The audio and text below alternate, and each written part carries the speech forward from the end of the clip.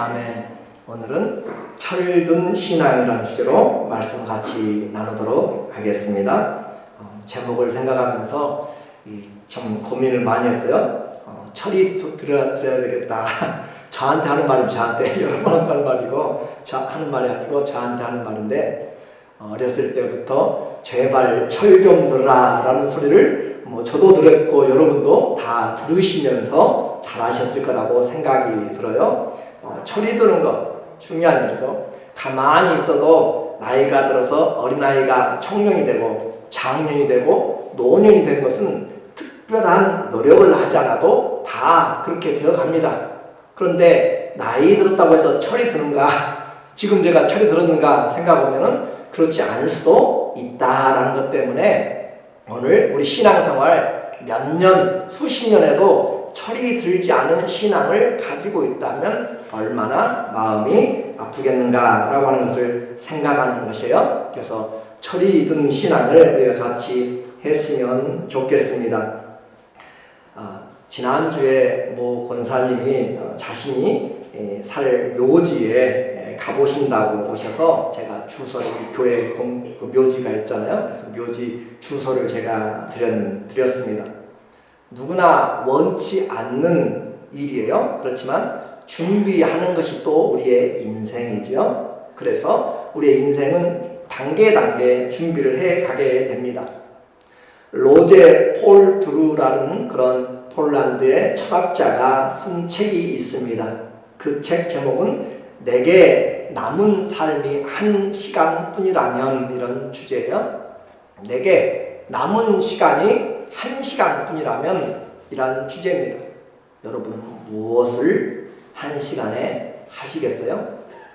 이것저것 마음이 분주해서 아무것도 손에 잡히지 않을 수도 있습니다.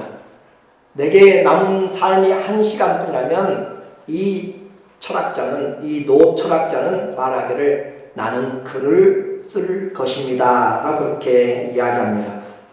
마지막 1시간 동안 내가 할 수 있는 단 하나의 일, 나는 죽음에 대항하기 위한 글을 쓰겠습니다. 왜냐하면 글은 내 생명보다 좀 더 오래 남겨질 수 있기 때문입니다 라고 그렇게 이야기합니다. 내게 주어진 삶 얼마나 남았는지 우리는 계산하지 않고 분주하게 살아갑니다.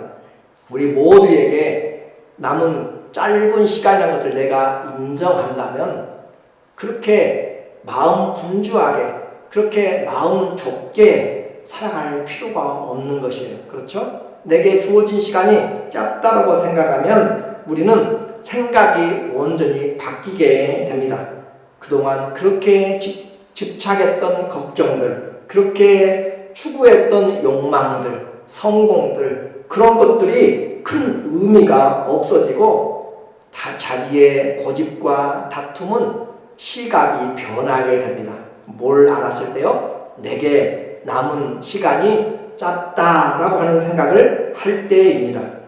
그래서 우리는, 이 작가는 이렇게 1시간을 이야기했지만 저는 우리 모두에게 공감할 수 있는 시간으로 내게 1년뿐이라면 어떻게 살겠는가, 이건 좀 실감이 날 것 같아요.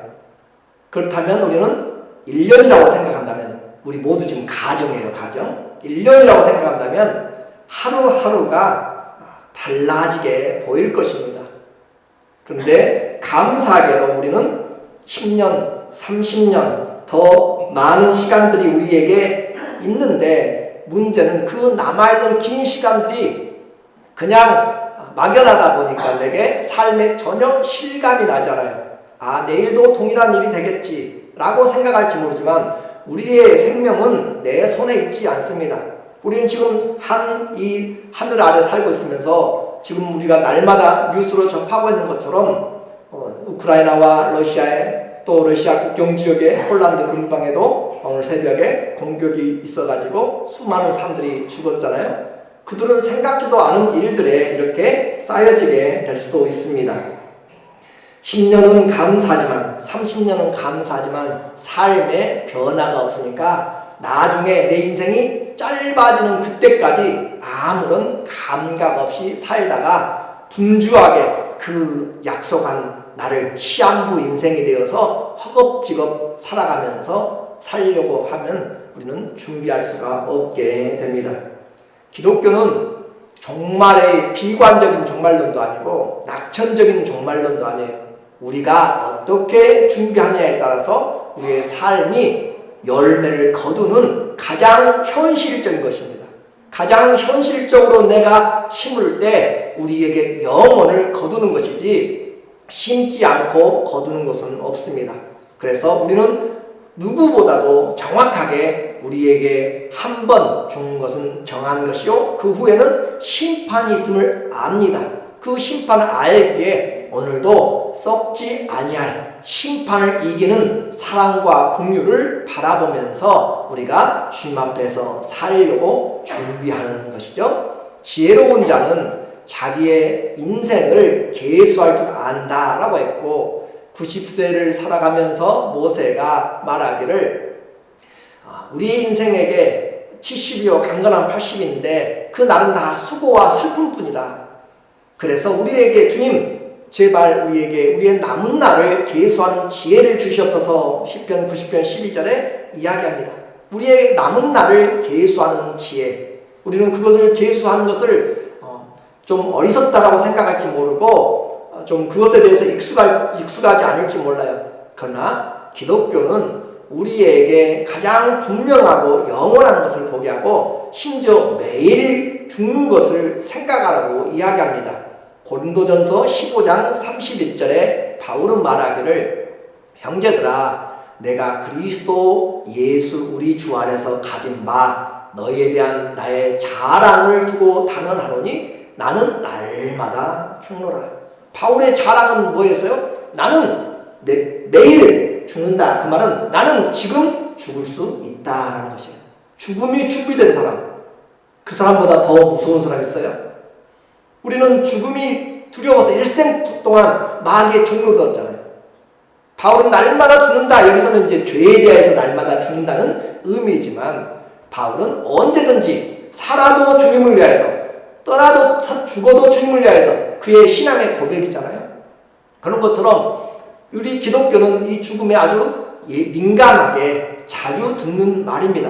그런데도 불구하고 우리는 그것에 대해서 전혀 준비를 하지 않으면 어떤 사람이 되냐면 철이 들지 않은 신앙인으로 살 수가 있다라고 표현을 하고 있어요. 언젠가 진짜 내게 주어진 날들이 얼마 남지 않았을 때 무엇을 할 것인가, 무엇을 남길 것인가 그렇게 생각해보면 우리는 그때는 툴레이시라고 했잖아요. 오늘 베드로는 자신의 죽음이 임박한 것을 알면서 그는 이제 예수님 때문에 핍박받고 예수님 때문에 흩어져 있는 성도들에게 편지를 보내고 있습니다.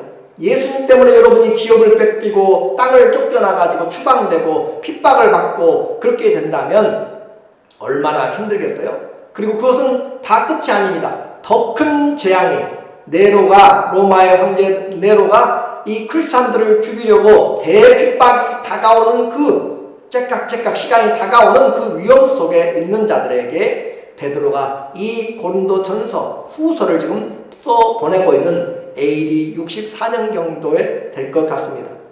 그런데 이 편지를 쓰면서 그는 자기의 떠나가지만 내가 떠나갈지라도 반드시 꼭 남겨줘야 될 것이 있다라고 하는 것이에요. 그의 간절함입니다. 1장 13절에 베드로는 알았어요. 13절에 내가 이 장막은 육신을 이야기해요. 우리는 다 집을 짓는 것처럼 우리 육신은 우리 영혼이 거하는 집입니다. 이 장막에 거하는 동안에 너희를 일깨워서 너희를 좀 웨이크업 깨워란 말이죠. 이렇게 깨워서 생각나게 하니 옳은 줄로 여기노니 생각나게 한다. 그리스도인들에게 생각나게 한다. 핍박받고 힘들어지고 이제는 될 대로 되라 포기하고도 싶을지 모르지만 아니다 하는 것이에요. 세상에 흩어져서 살면서 우리는 더 정신 차리고 살아야 된다라고 하는 것이에요. 그래서 내가 너희의 이 장막에 있을 동안에 이를 깨워서 흔들어 깨워서 너희에게 생각나게 하는 신앙은 생각하는 것이에요. 이는 우리 주 예수 그리스도께서 내게 지시하신 것 같이 나도 나의 장막 내 육체를 벗어날 것이 임박한 줄을 알미라. 알고 삽니다. 신앙은 그리스도를 알고 나를 아는 것이에요. 내 인생을 알고 미래에 우리의 부활을 아는 것이에요. 그래서 알미라. 내가 힘써, 바울이 정말 힘을 써서 너희로 하여금 내가 떠난 후에라도 어느 때나 이런 것을 생각나게 하려 하노라. 제발 생각하고 살자. 내가 떠나가더라도 이것만은 너희에게 남겨주고 싶다라고 하는 것입니다. 이런 편지를 받으면 그 사람들은 어떻게 해야 돼요? 핍박받고 더 힘들게 오는 그런 대핍박이 다가올 건데 어떻게 하면 핍박에서 벗어날 것인가? 그런 비결을 가르쳐주는 것이 아니라 바울은 그 핍박도 그 어떤 환경도 다 그대로 있지만 우리가 힘써야 될 것이라는 거예요. 내가 아플지라도 힘써야 될 것이고 돈 없어도 힘써야 될 것이고 바빠도 힘써야 될 것이고 내가 떠나기 전에 다시 일깨워서 여러분의 생각을 일깨워서 힘쓰도록 해야 될 것이 있다라고 하는 것입니다. 그 한 가지, 예수님 때문에 핍박받고 있는 그들에게 한 가지는 예수 그리스도를 더 알라라고 하는 것입니다. 1장 2절에 보면은 하나님과 우리 주 예수를 알므로, 하나님과 우리 주 예수를 알므로 은혜와 평강이 너희에게 더욱 많을지어다. 예수님을 여러분이 아는 수준이 있어요. 그렇죠? 예수님을 얼마만큼 아는가? 그 아는 수준이 있는데 더 알므로, 예수를 알므로 더 큰 은혜가 있다. 그렇잖아요. 예수님께로부터 나오지 않은 것이 하나도 없습니다. 그것을 아는 자는 내게 주신 모든 은혜를 내가 어떻게 감사할까? 그러잖아요. 모든 것이 아버지께서 온 줄을 안다면 오늘 내가 살아있는 것이 주님의 은혜죠. 내가 은혜입니까? 뉴스를 보니까 이 코로나 시즌, 코로나로 인해서 2년 동안 그 존스 홉킨스 대학에서 발표한 것에 하면 지금의 통계보다 3배가 많은 1820만 명이 코로나로 죽었다라고 이야기합니다. 그러니까 그 많은 사람들이 죽어가는 가운데 우리가 똑똑해서 우리가 잘나서인가요? 아니잖아요. 예수 그리스도를 알므로, 그래서 예수 그리스도를 아는 것이 바울이, 이 베드로가 끝까지 나는 죽어도 나는 떠나가도 여러분에게 생각을 깨워가지고 예수 더 알라, 예수 더 알라라고 그렇게 하고 있는 것이에요. 그는 이 베드로후서 그의 마지막 편지입니다. 마지막 편지 베드로후서 3장 18절에 마지막 마치면서 시작하면서 예수를 알아라 라고 이야기하면서 마지막 편지 도장을 찍으면서 뭐 하고 있어요? 오직 우리 주 곧 구주 예수 그리스도의 은혜와 그를 아는 지식에서 자라가라. 그를 아는 지식에서 계속 자라가라. 우리는 끝까지 그리스도를 아는데 자라가는 것이에요. 그것이 은혜입니다. 하나님의 은혜는 쉴 틈이 없어요. 끊임이 없어요. 제한되지 않습니다. 풍성한 은혜입니다. 어떻게 해요? 알아가는 자에게 한없이 오는 것입니다. 그를 아는 지식에서 자라가라. 영광이 이제와 영원까지 그에게 있을지어다. 예수님의 영광은 지금부터 과거부터 영원부터 영원까지 있기 때문에 그분을 알아가면 우리도 그 은혜에 함께 동참하게 됩니다. 베드로가 끝까지 떠날 것을 생각하면서 편지의 시작과 마지막까지 예수님을 알라라고 하는 것을 지금 가운데 계속 쓰고 있는 것은 앞으로 여러분에게 이 예수를 모르게 하는, 예수를 바꿔버리는, 변질시키는 그런 거짓 교사들과 사도들이 2장에 보면 나오게 될 것이에요. 우리 인생에서도 살다 보면 예수님을 알지 못하게 막아버리고 정부에서 사이비들이, 이단들이 막아버리는 그런 시대가 오게 될 것이에요. 우리는 지난 팬데믹에도 그냥 쉽게 이렇게 맞으면서 백신 패스를 했지만 나중에 되면은 이런 것도 여러분이 잘 기억하셔야 해요. 무조건 패스가 중요한 것이 아니라 예수 그리스도가 아니면 노 패스가 되더라도, 내가 가지 못하더라도 그리스도를 붙잡을 수 있는 그 신앙이 서 있지 않으면 안 되는 것이에요. 우리는 이런 환경에서 그냥 무너져가면 안 되는 것이고 예수님 안에서 자라가야 됩니다. 철이 든 신앙입니다. 이 모든 것을 방해하는 자까지 이겨내는 것. 그래서 우리는 그리스도 안에서 하나님 나라의 기업을 제시하면서 영원한 하나님의 영광을 제시하면서 베드로는 환난 중에도 하나님 나라를 굳게 바라보게 보여주면서 이겨내라. 그리스도를 알아가라. 여기서 안다는 것은 지식으로 안다는 것이 아니라 경험적으로 아는 것을 말하고 인격적으로 아는 것을 말합니다. 지식이 아니라 경험적으로 주님이 나를 알고 내가 주님을 알고 인격적으로 주님 아시죠? 내 필요한 것들 아시죠? 나의 약함을 아시죠? 주님 내가 이렇게 하고 싶은데요. 주님과의 인격적인 교제가 되어지는 그 아는 것을 말합니다. 그러면 이제 예수님을 알아가면 더 알아가면 어떤 은혜가 있는가? 첫 번째는 신의 성품에 참여한 자가 됩니다. 3절에 보면 오늘 본문 3절에 그의 신기한 능력이라고 했어요. 그 신성입니다. 그리고 신기한 능력으로 생명과 경건에 속한 모든 것을 우리에게 주셨습니다. 자, 우리에게 이 신의 성품을 지금 이야기해요. 생명과 경건에 속한 모든 것을 우리에게 주셨다. 그런데 여러분이 모르잖아요. 우리가 몰라요. 왜 그래요? 예수를 깊이 알지 못하기 때문에. 주님이 다 주셨는데 이는 자기의 영광과 더불어서 우리를 부르신 이를 어떻게 해요? 알므로. 우리를 부르신 분이 누구신가를 알므로 우리가 내게 하나님의 신성한 성품이 디바인 네이처가 우리에게 와 있음을 우리가 알게 되는 것이에요. 아, 예수님 믿어도 변한 것이 없네 라고 생각할지 몰라요. 그러나 예수님 알면 내 안에 예수님의 생명, 부활의 생명이 와 있음을 우리가 알게 되는 것입니다. 예수님을 알면 주님이 나를 보고 계시고 주님이 나의 모든 상황을 지켜보시고 감사하신 것을 알게 되는 것이에요. 어디가 있든지 상관하지 않습니다. 주님은 우리를 아십니다. 그래서 이로써 그 보배롭고 지극히 큰 약속을 우리에게 주사, 우리에게 주신 것 하나님이 조그마한 것이 아니에요. 보배롭고 지극히 큰 약속을 우리에게 주셔서 우리에게 주사 이 약속으로 말미암아 너희가 정욕 때문에 세상에서 썩어질 것을 피하여서 신성한 신의 성품에 참여하는 자가 되게 하려 하셨느니라. 자, 우리가 한번 여기서 잘 생각해 보세요. 베드로가 지금 떠나기 전에 너희가 지금 어떤 자인 걸 이야기하는데 무엇을 가지고 이야기해요? 하나님이 우리를 부르신 분이 누구신가? 우리를 부르신 그분께서 우리에게 주신 것이 무엇인가를 보라는 것이에요. 우리에게 주신 것, 하나님의 신의 성품을 주셨다. 그런데 그 신의 성품을 우리가 다 덮어놓고 묻어놓고 사용하지를 못하고 알지를 못해요. 오히려 정욕 때문에, 우리의 이 세상의 자랑 때문에, 안목의 자랑 때문에, 육신의 정욕 때문에 그것에 썩어질 것으로 더 가는 것이지, 하나님이 주신 그 신성한 성품은 하나도 사용하지 못하고 보지도 못하고 구경도 못하고 끝나버리면 이 썩어질 세상에서 사라져버려요. 그래서 베드로는 말합니다. 정욕 때문에 세상에서 썩어질 것, 일시적인 한 번뿐 이 세상에서 피하여서 신성한 신의 성품에 참여한 영원에 참여하는 자가 되게 하려 하셨느니라. 그것이 우리가 지금 주님 앞에 받은 것이에요. 그래서 이 신의 성품에 참여한다는 것은 우리의 최고봉입니다. 우리에게 하나님이 주신 최고의 그 은혜가 무엇인가? 신의 성품을 우리에게 주셨다라고 하는 것이에요. 그 신의 성품을 주셨기 때문에 우리가 하나님의 아들, 딸들이 되는 것입니다.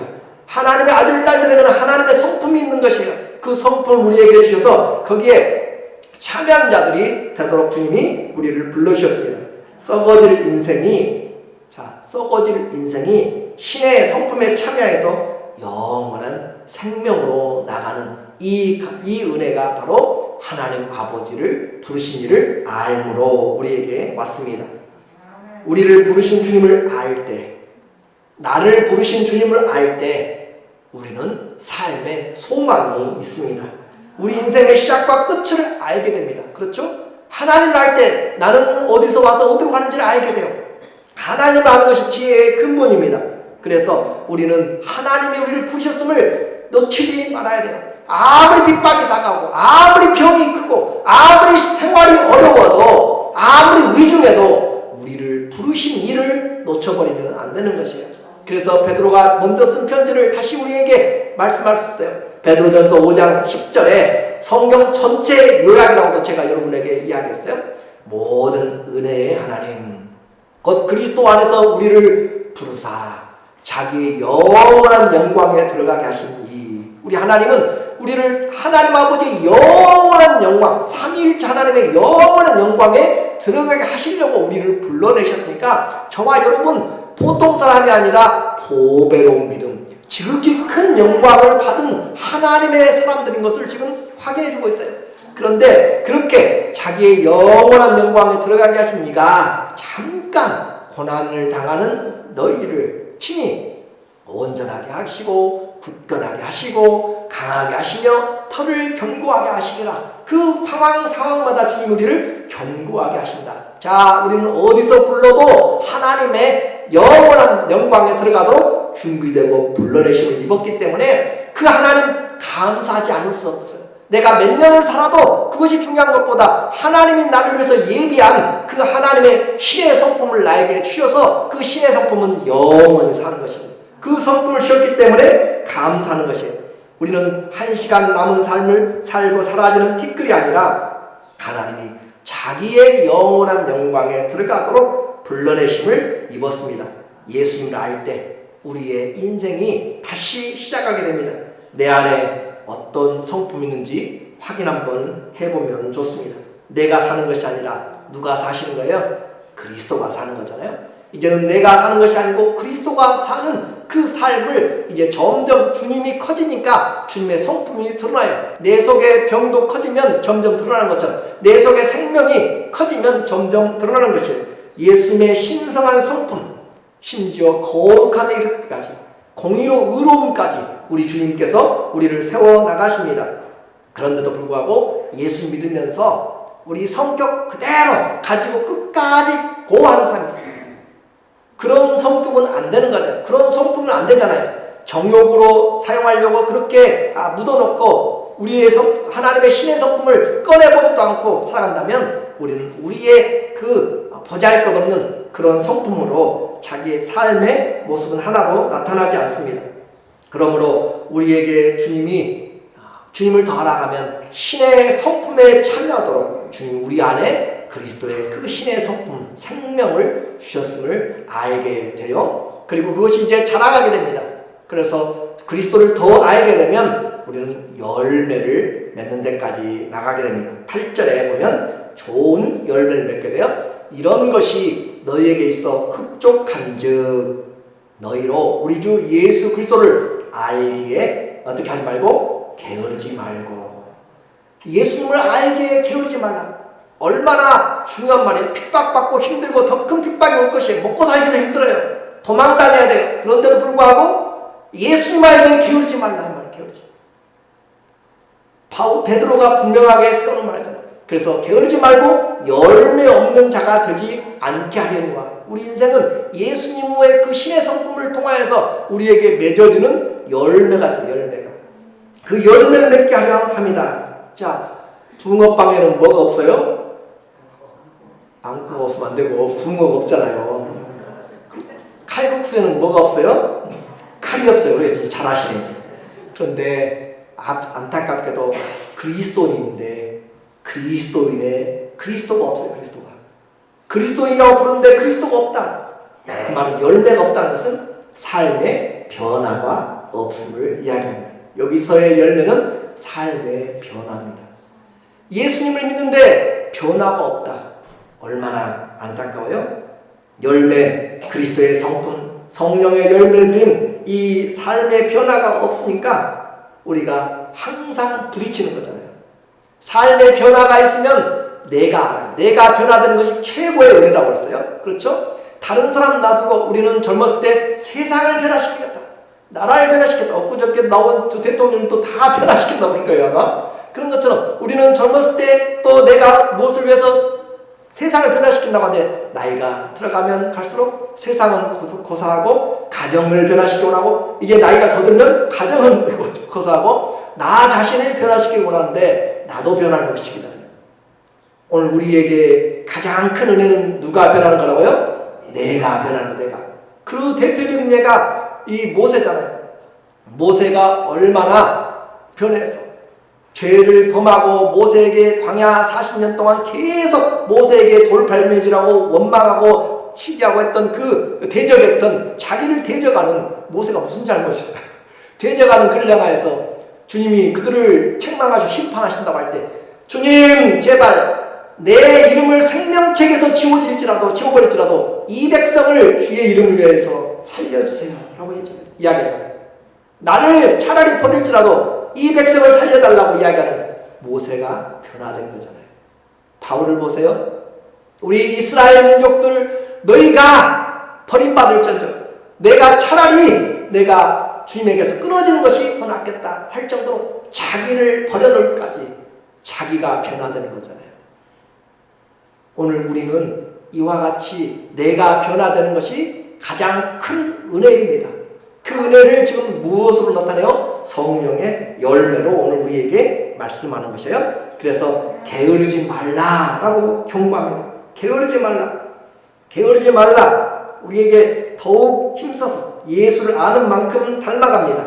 어떤 열매를 도대체 맺으라고 그렇게 하는가? 5절부터 보니까 그러므로 신의 성품에 참여한 신의 성품이 와 있는 자들은 더욱 어떻게 하라고요?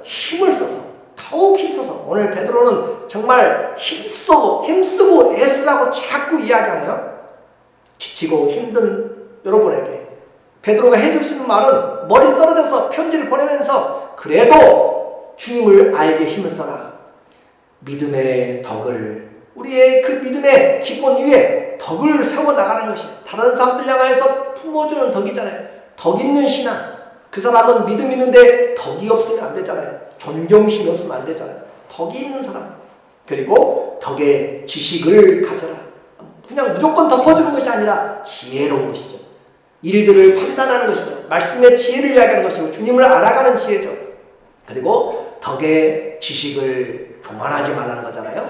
덕의 지식을 죄에 대하여서 절제하라는 거잖아요. 그래서 절제에 인내하는 인내, 경건함, 주님 닮아가는 거잖아요. 경건함, 가들림. 그래서 경건의 형제 위에 예수님 믿으면서 가장 사랑을 못하는 사람들이 우리잖아요. 교회 안에 우리는 이제 사랑으로 가득 찼는데 많은 사람들이 주의 이름 부르면서 사랑과는 거리가 먼 미움과 다툼과 시기로 그렇게 살아가요. 내가 사랑하지 않으면 내가 변화되지 않는 것이에요. 그래서 경건의 형제 우애가 없으면 안 되는 것이고 또 형제 우애에 무엇을 더하라 그래요? 사랑을 더하라. 최고의 주의 이 변화는 사랑입니다. 나는 사랑하는 사람입니까? 아니면 사랑받기만 원하는 사람입니까? 사랑하는 사람, 내가 변하는 것이, 내가 변했던 것이 바로 내가 사랑하는 사람, 그것이 되는 것입니다. 그리스도인에게 있어서 힘쓸 일이 많이 있지만 예수님의 장상 분량까지 정말 힘쓰고 게으르지 말아야 돼요. 4세기의 로마 율리아누스 황제는 기독교의 흔적을 없애버리려고 정말 큰 핍박들을 가했습니다. 그런데요, 이상하게 박해를 하면 할수록 교회가 성도들이 더 불어나요. 박해하면 할수록. 그래서 이런 이야기가 있습니다. 젠장, 기독교는 많은 생각을 하게 한단 말이야. 노예조차도 생각을 하게 말이야. 의미가 있는 거잖아요. 기독교는 많은 생각을 하게 만들어요. 생각 없이 그냥 시킨 대로 노예 생활하는 자들인데 노예조차도 생각하도록 만든다. 그 말은 노예조차도 그들도 하나님의 나라에 대해서 사랑이 무엇인지 영생이 무엇인지 이 세상 썩어질 정욕이 아니라 잠시 있는 것이 아니라 영원한 것이 무엇인지를 생각하면서 살아가도록 만드니까 목숨이 두려워도 두려워하지 않고 영원한 것을 추구한단 말이에요. 오늘 우리는 생각 없이 신앙생활하는 사람들이 너무 많이 있습니다. 철들지 않고 신앙생활하는 사람들이 너무 많이 있으면 그리스도의 성품에 나갈 수가 없습니다. 오늘 영적인 이런 하나님의 이해가 있어야 되고 성실한 절제 생활이 삶에 있어야 되고 오래 참고 놀라운 경건들 그리고 따뜻한 형제에 교회 오면 사랑이 넘쳐야 되고 사랑의 훈련장입니다. 내가 얼마나 사랑하고 있는지 그 훈련장이에요. 그냥 오늘도 가가지고 나 아는 사람 없으니까 나 알아주는 사람 없으니까 혼자 조용히 갔다 와야겠지. 그건 내가 성숙하지 않는 것이고 내 안에 신의 성품을 덮어놓고 세상에 시기심과 나의 교만함과 나의 자만심과 아니면 나의 열등감으로 덮어놓고 있는 것이에요. 우리는 그리스도 안에서 서로 존경하기를, 서로 사랑하기를 어떻게 하라고 했어요? 먼저 하라고 했어요. 먼저. 그렇죠? 먼저 하라고 했어요. 내가 먼저 웃어주고, 내가 먼저 손 내밀고, 내가 먼저 용납하고, 내가 먼저 안아주고, 내가 먼저 말씀을 걸어주면서 이야기하면서 위로해주고, 우리는 이와 같이 할 때 형제 위에 사랑을 다하게 될 때 이런 사람들, 예수님을 더 힘써 알아갈 때 이런 사람들이 어떤 하나님의 은혜를 받는가? 그것은 바로 주님의 놀라운 영원을 바라보는 눈을 뜨고 사는 사람입니다. 9절에 보니까 9절에 이런 것이 없는 자는 무엇이라고 했어요? 맹인. 맹인이 뭔지 모르시는 분 있어요? 옛날에는 소경이라고 해요. 소경. 블라인드. 그런데 이 맹인이라 멀리 보지 못하고 그의 옛 죄가 깨끗하게 된 것을 잊었느니라. 자, 참 이상한 말 하네요. 베드로가 이런 신의 성품을 덮어놓고 또 아니면 내 속에 있는 그 열매들을, 삶의 변화를, 인격의 변화가 없는 사람들을 어떤 사람이라고요? 소경이라고, 맹인이라고. 오늘도 우리가 눈을 감고 맹인이 되면 여러분 다 집에도 다 못 찾아가실 거예요. 도움 없이는. 그렇죠? 근데 신앙생활 하면서 맹인이 돼가지고 살아가는 사람들이 너무 많다니까요. 다 눈을 떠야 됩니다. 그렇죠?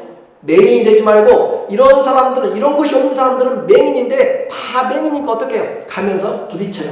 서로 찔러요. 그렇죠? 내가 안 다치려고 찔르는 거죠. 서로 부딪히고 시기하고 다투고. 왜요? 안 보이니까.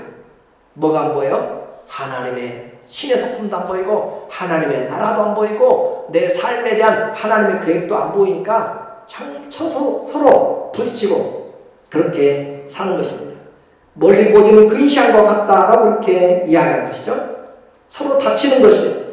오늘 내게 있는 것이 무엇입니까? 그리스도의 그 성품 가운데서 나는 믿음의 덕을 세우고 있는지, 덕에 지식이 있는지, 지식에 절제가 있는지, 절제에 인내가 있는지, 인내에 경건이 있는지, 경건에 형제 우애가 있는지, 형제 우애의 사랑은 있는지 오늘 다시 우리에게 말합니다. 제발 눈을 뜬 신앙생활을 하라고. 오늘 신앙생활의 목적은 주님의 신의 성품을 가지고 살아가는 것입니다. 그리고 삶의 변화를 우리는 관심을 가져야 되는데 그 삶의 변화보다는 내 기도의 응답, 내 신앙, 세상에 잘 사는 일에만 가지고 믿습니다 라고 그렇게 살아간다면 우리는 소경된 삶을 사는 것입니다. 멀리 보지 못하고 눈이 보이지 않으면 답답해요. 그죠? 눈이 보이지 않으면 나이 들수록 지금 침침하잖아요. 운전도 잘 못하잖아요. 밤에는. 우리의 일이잖아요. 그렇죠? 눈이 잘 안 보이면 답답해요. 진짜. 그런 답답한 것이 이 믿음의 생활에서도 답답해요. 조금만 뭐가 가려져도 하나님이 안 보여요. 소망이 안 보여요. 진리가 안 보여요. 길이 안 보여요. 왜 그래요? 눈이 가려져서. 눈이 가려져서 볼 수가 없는 예수님을 아는 만큼 밝히 볼 수가 있습니다. 주님 우리에게 분명히 말합니다. 눈을 뜨고 내 열매를 보라. 눈을 뜨고 철이 안 든 신앙을 보면서 예수님을 더 알아가려고 하지 않는 삶이 우리 시대만이 아니라 히브리서 5장 12절로 보면은 너희가 이미 선생이 되었어야 될 텐데 아직도 알지 못해서 초등교육을 다시 받아야 할 자로 누구에게 배워야 될 자로 이미 선생들이 돼서 가르치는 자가 되는데 아직도 알지 못해서 초보적인 신앙에 머무르고 있는 다시 과거로 돌아가려고 하고 예수님 믿으면서 떠나가려고 하고 뒤로 물러가려고 하고 제자리에 정치하고 있는 그런 모습들을 이야기해주고 있습니다. 소경된 자들이여 일어나라 라고 말합니다. 예수를 알면 무엇이 떠져요? 눈이 떠집니다. 예수를 아는 만큼 영원히 여러분의 보물을 하늘에 쌓은 것을 여러분이 볼 수가 있게 됩니다. 오늘 우리의 눈을 뜨기를 원합니다. 서로 눈을 떠서 나만이 아니라 다른 사람을 낮게 여기는 사람, 나보다 다른 사람을 낮게 여기는 데까지 나가야 됩니다. 이제 마지막 세 번째로 우리는 주님 앞에 성품과 또 삶의 변화의 열매와 그리고 이 눈을 뜨고 산다고 그랬잖아요. 그런데 영원한 나라에 넉넉하게 들어가게 됩니다. 10절 보니까 그러므로 형제들아, 또 어떻게 하라고요? 더욱 힘써. 이 편지를 읽으면서 얼마나 힘을 쓰면서 읽어야 된다. 그 말은 정신을 차리라 그 말이잖아요. 철이 좀 들어라 그 말이잖아요. 오늘 예배의 말씀에 제발 좀 정신 차리고 들어라 하는 거잖아요. 더욱 힘써 너의 부르심과 택하심을 굳게 하라. 우리를 어떻게 불렀어요? 신의 성품에 참여한 자들로 거룩한 부르심에 보배로운 부르심으로 믿음으로 불렀잖아요. 너희가 이것을 행한즉 언제든지 실족하지 아니하리라. 자, 핍박이 다가와도 이 눈을 뜨고 있으면, 이 주님의 부르심을 안다면, 하늘의 부르심을 안다면 이 땅의 문제들은 큰 문제가 되지 않습니다. 흔들리지 않습니다. 이같이 하면 우리 주 곧 구주 예수 그리스도의 영원한 나라에 들어감을 넉넉히 너희에게 주시리라. 누가 천국을 보장할 수 있어요?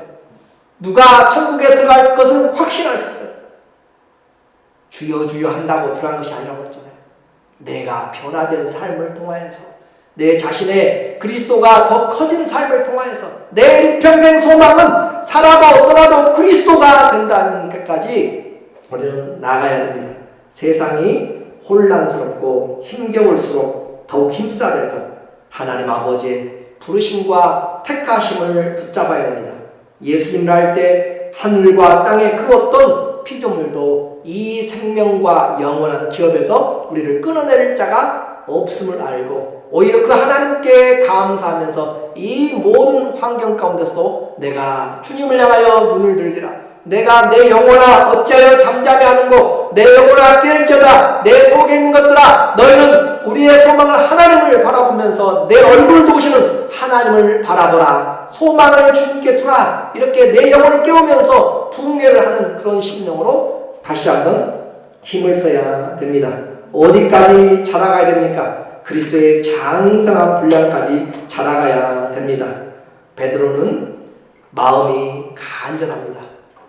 정말 흩어져서 낙심 중에 있을 사람들에게 어떻게 이렇게 살 것인가?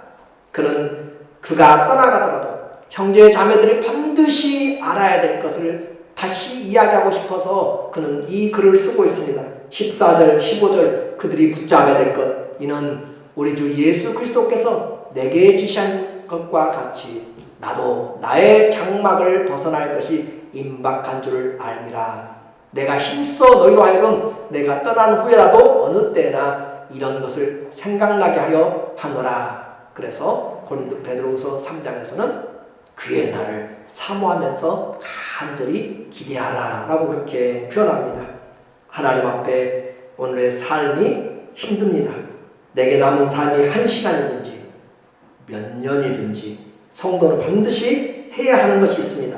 핍박 가운데 있든지 평온한 가운데 있든지 반드시 붙잡고 눈을 떠야 될 것이 있습니다.